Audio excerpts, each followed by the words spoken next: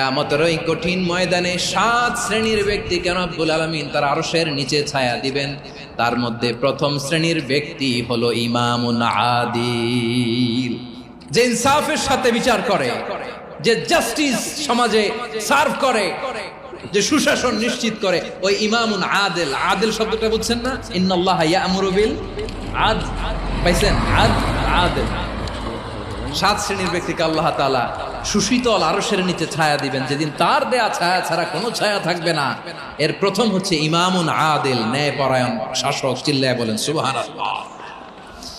আবার বিশ্বনবী বললেন, ইন্নাল মুকসিতিনা ইনদাল্লাহি আলা মানাবিরা মিন নূর আন ইয়ামিনির রহমান। কিয়ামতের দিন যারা ন্যায়পরায়ণ হিসেবে আল্লাহর সামনে দাঁড়াবে, কিয়ামতের দিন রব্বুল আলামিন তার আরশের ডান দিকে ওই ন্যায়পরায়ণ লোকদের জন্য আরশের ডান দিকে একটা নূরের